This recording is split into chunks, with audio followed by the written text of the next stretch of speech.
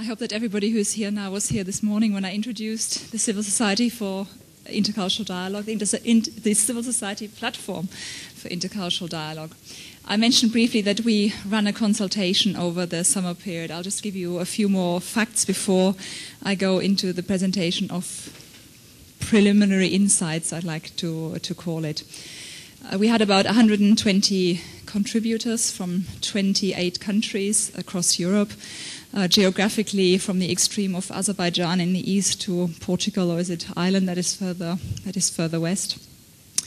The consultation itself was run in 4 languages, because we couldn't just do it in English, given that it was about intercultural dialogue, but that 4 languages was as far as we could stretch with our resources. And we asked 8 questions. We kept it fairly simple in the end. It started off being a much more complicated consultation with a complex matrix, but in the end it was a consultation that asked 8 questions on what people understand by intercultural dialogue, implicitly what their actual diagnosis of problems in society are, what is intercultural dialogue for, and of what ideas they had, what could be done. So it was a fairly pragmatic approach. It asked about people's ideas for intercultural dialogue projects, intercultural dialogue practice. The participants came from a broad range, like the participants on the whole of the platform. The contributions to the consultation also came from a very broad range of organizations. A lot of arts-based organizations, clearly, but also cultural heritage organizations, youth exchange organizations, organizations from the field of lifelong learning, from education, anti-discrimination, racism, etc., etc. What I can do at the moment is to, in a way, categorize what people understand by intercultural dialogue and then make an argument for why it counts at all to bring so many different approaches and so many different sectors together to talk about intercultural dialogue.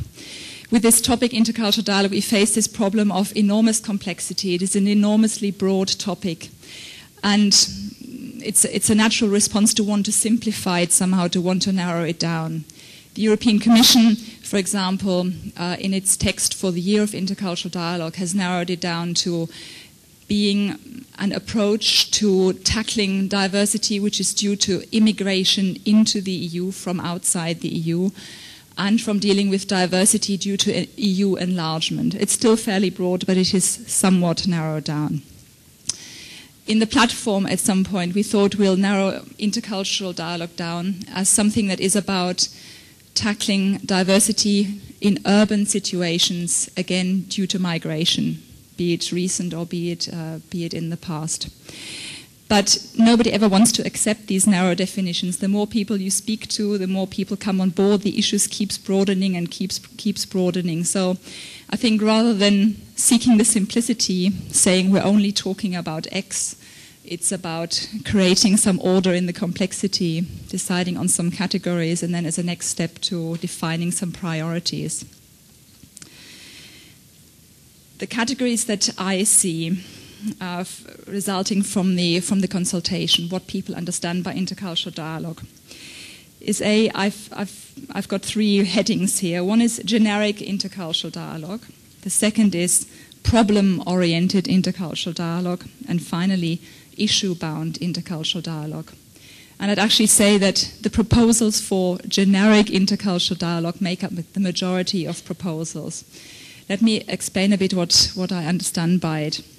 Generic intercultural dialogue is about open-ended encounter with no predefined aim for the dialogue activities, other than simply getting to know the other, whoever that might be, better, and dissolving stereotypes, prejudices, and misconceptions about other cultures.